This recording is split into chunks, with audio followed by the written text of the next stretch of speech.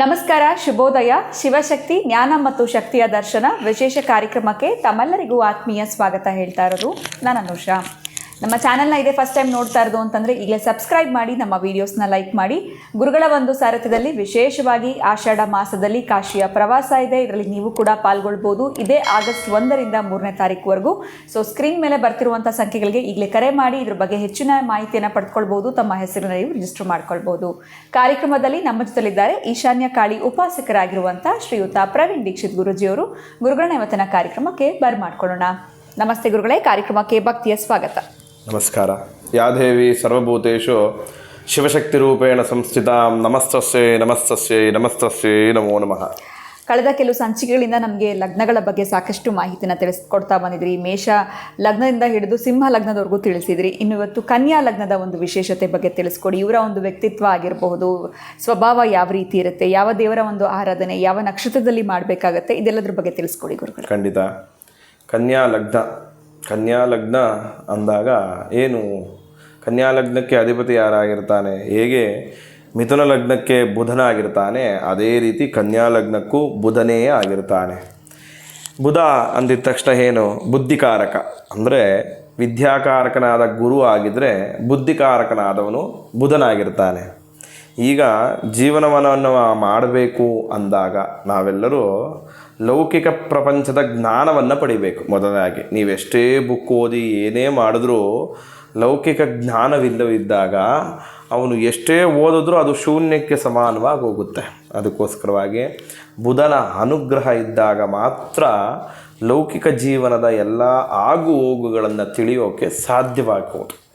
ಮತ್ತು ಏನು ಬುಧನ ಲಗ್ನವಾಗಿರೋದ್ರಿಂದ ಈ ಕನ್ಯಾ ರಾಶಿಯವರು ಏನು ವಿಶೇಷವಾಗಿ ಅಂತ ಹೇಳ್ತೀವಿ ಎಂದಾಗ, ಕನ್ಯಾ ಲಗ್ನ ಶೋಕದ ಲಗ್ನ ಅಂತ ಹೇಳುತ್ತೆ. ನಮಗೆ ಸದಾ ಚಿಂತೆಯಲ್ಲೇ ಇರ್ತಾರೆ. ಅವ್ರಿಗೆ ಏನು ಚಿಂತೆ ಇದೆ ಅಂತ ಖಂಡಿತ ಯಾರೂ ಕೂಡ ಊಹಿಸೋಕ್ಕೂ ಸಾಧ್ಯವಿಲ್ಲ. ಅಂದರೆ ಕನ್ಯಾ ಲಗ್ನದವರು, ಕನ್ಯಾ ರಾಶಿಯವರಿಗೆ ತೃಪ್ತಿಯ ಜೀವನ ಇರಲ್ಲ ಅಂತ ಹೇಳುತ್ತೆ. ನೀವೆಷ್ಟೇ ಏನೇ ತೊಗೊಂಬನ್ನಿ, ಇನ್ನೊಂದು ಸ್ವಲ್ಪ ಏನಾರ ಬೇಕಾಗಿತ್ತು, ಸೊ ಸ್ಯಾಟಿಸ್ಫ್ಯಾಕ್ಷನ್ ಅನ್ನೋಂಥದ್ದು ಇರಲ್ಲ. ಅದರಿಂದ ನೀವು ಏನೇ ಮಾಡಿದ್ರೂ ಅವ್ರನ್ನ ತೃಪ್ತಿಪಡಿಸೋಕೆ ಸಾಧ್ಯವಿಲ್ವಂತೆ.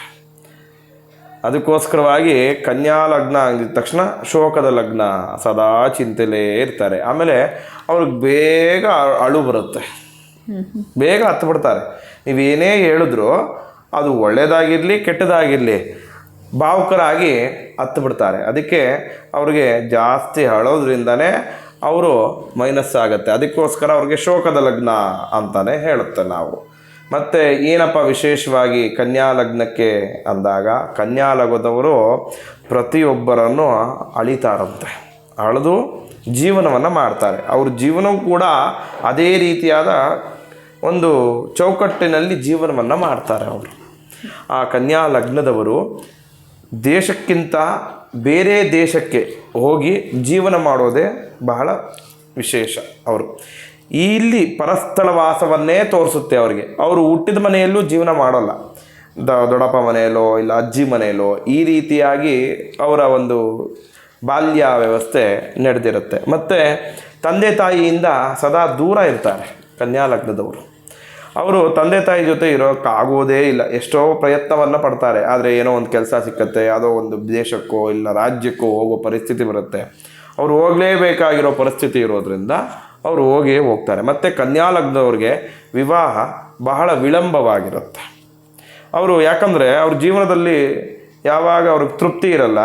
ಒಂದಲ್ಲ 100 ಜನ ಹೆಣ್ಣನ್ನು ನೋಡ್ತಾರೆ, ಇಲ್ಲ ಅಂದರೆ ಗಂಡು ಮಕ್ಕಳನ್ನ ನೋಡ್ತಾರೆ. ಹೆಣ್ಮಕ್ಳಾಗಿರೋರು ಇಲ್ಲ ಇವ್ರು ಸರಿ ಇಲ್ಲ ಇವ್ರು ಸರಿ ಇಲ್ಲ ಇವ್ರು ಸರಿ ಇಲ್ಲ ಅಂತಲೇ ಅವ್ರ ವಯಸ್ಸಾಗ್ತಾ ಬಂದ್ಬಿಡುತ್ತಂತೆ. ಅದಕ್ಕೆ ಕನ್ಯಾ ಲಗ್ನನ ಬೇಗ ಮದುವೆ ಆಗಿ, ಇಲ್ಲ ಅದಲ್ಲೇ ನಿಮಗೆ 36-37 ವರ್ಷ ಆದರೂ ಮದುವೆ ಬಹಳ ವಿಳಂಬವಾಗಿ ಹೋಗುತ್ತೆ. ಅದಕ್ಕೋಸ್ಕರ ಕನ್ಯಾ ಲಗ್ನಕ್ಕೆ ಯಾರಿಗೆ ಮದುವೆ ವಿಳಂಬವಾಗಿರುತ್ತೆ ಅವರೆಲ್ಲರೂ ಒಂದು ಪರಿಹಾರ ಇದೆ. ಏನು ಅಂದರೆ, ಯಾವುದೇ ಶಿವಾಲಯಕ್ಕೆ ಹೋಗಿ ನೀವು ಒಂದು ಪ್ರಾರ್ಥನೆಯನ್ನು ಮಾಡಬೇಕು. ಯಾವ ರೀತಿ ಪ್ರಾರ್ಥನೆ ಅಂದರೆ, ಪೂರ್ಣ ಫಲ ನೆಲಕ್ಕೆ ಬೀಳಬಾರ್ದು, ಗಿಡದಿಂದನೇ ಕಿಚ್ಚಿ ತರಬೇಕು.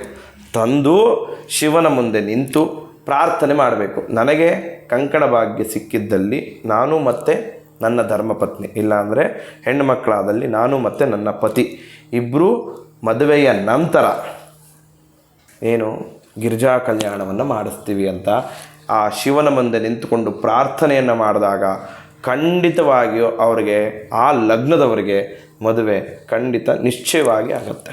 ಅದಕ್ಕೋಸ್ಕರವಾಗಿ ಯಾರಿಗೆ ಕನ್ಯಾ ಲಗ್ನ ಇರುತ್ತೆ ಅವರು ಯಾವ ಶಿವಾಲಯಕ್ಕೆ ಹೋಗಿ ಪ್ರಾರ್ಥನೆಯನ್ನು ಮಾಡಿ ಅವರವರ ಮನೋಕಾಮನೆಗಳನ್ನು ಪೂರ್ಣವಾಗಿ ಅವರು ಈಡೇರಿಸ್ಕೋಬೋದು. ಮತ್ತು ಕನ್ಯಾ ಲಗ್ನಕ್ಕೆ ವಿಶೇಷವಾಗಿರೋದು ಯಾರನ್ನು ಆರಾಧನೆ ಮಾಡಬೇಕು ಅಂದಾಗ ಮಹಾವಿಷ್ಣು ನಾರಾಯಣನನ್ನು ಆರಾಧನೆ ಮಾಡಬೇಕು.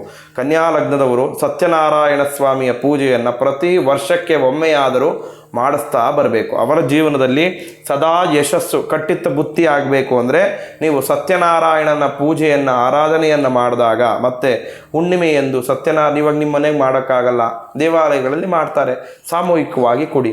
ಆ ಸತ್ಯನಾರಾಯಣ ಸ್ವಾಮಿಗೆ ಪೂಜೆಯನ್ನು ಮಾಡಬೇಕು. ಮತ್ತು ಮನೆಯಲ್ಲಿ ದಿನವೂ ಕೂಡ ಯಾರು ಮಿಥುನ ರಾಶಿಯವರಾಗಿರ್ತಾರೆ, ಕನ್ಯಾ ರಾಶಿಯವರಾಗಿರ್ತಾರೆ, ಮನೆಯಲ್ಲಿ ವಿಷ್ಣು ಸಹಸ್ರನಾಮವನ್ನು ಬೆಳಿಗ್ಗೆ ಹೊತ್ತು ನೀವು ಓದೋಕ್ಕಾಗಲ್ವಾ, ಕೇಳಬೇಕು.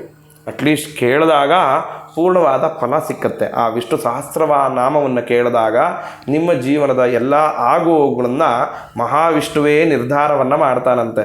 ಅವತ್ತಿನ ದಿನ ಸದಾ ಯಶಸ್ಸನ್ನು ಕೊಡ್ತಾನಂತೆ. ಹಾಗಾಗಿ ನೀವು ನಿಮ್ಮ ಕುಟುಂಬದವರ ಏಳಿಗೆ ಕಾಣಬೇಕು ಅಂದರೆ ಸತ್ಯನಾರಾಯಣ ಸ್ವಾಮಿಯ ಪೂಜೆಯನ್ನು ಮಾಡಿಸಿದಾಗ ಸದಾ ನಿಮಗೆ ಯಶಸ್ಸು ಕಟ್ಟಿತ್ತ ಬುತ್ತಿಯಾಗಿರುತ್ತೆ. ಮತ್ತು ಇವರು ಯಾವ ಮಾಸದಲ್ಲಿ ಯಾವ ನದಿಯ ಸ್ನಾನವನ್ನು ಮಾಡಬೇಕು ಅಂದಾಗ ಇವರು ಮಾರ್ಗಶಿರ ಮಾಸದಲ್ಲಿ ಕಾವೇರಿ ನದಿಯಲ್ಲಿ ಹೋಗಿ ಸ್ನಾನವನ್ನು ಯಾರ ದರ್ಶನವನ್ನು ಮಾಡಬೇಕು, ಶ್ರೀರಂಗಪಟ್ಟಣಕ್ಕೆ ಹೋಗಿ ರಂಗನಾಥನ ದರ್ಶನವನ್ನು ಮಾಡಿ ಸ್ನಾನವನ್ನು ಮಾಡಿ ತದನಂತರ ರಂಗನಾಥನ ದರ್ಶನವನ್ನು ಮಾಡಿದಾಗ ಮಹಾವಿಷ್ಣುವಿನ ಪೂರ್ಣ ಅನುಗ್ರಹ ನಿಮಗೆ ನಿಮ್ಮ ಕುಟುಂಬಕ್ಕೆ ಸಿಕ್ಕುತ್ತೆ. ಖಂಡಿತ ಗುರುಗಳೇ, ಕನ್ಯಾ ಲಗ್ನದವರ ಒಂದು ಸ್ವಭಾವ ಆಗಿರ್ಬೋದು, ಯಾವ ನದಿಯ ಸ್ನಾನ ಯಾವ ಮಾಸದಲ್ಲಿ ಮಾಡಬೇಕಾಗತ್ತೆ, ಇನ್ನು ಯಾವ ದೇವರ ಆರಾಧನೆಯನ್ನು ಇವ್ರು ಮಾಡಬೇಕು ಅನ್ನೋದ್ರ ಬಗ್ಗೆ ಇವತ್ತಿನ ವಿಡಿಯೋನಲ್ಲಿ ತಿಳಿಸ್ಕೊಟ್ಟಿದ್ದೀರಾ. ಧನ್ಯವಾದಗಳು ತಮಗೆ. ನಮಸ್ಕಾರ. ಜೈ ಶ್ರೀ ಕೃಷ್ಣ.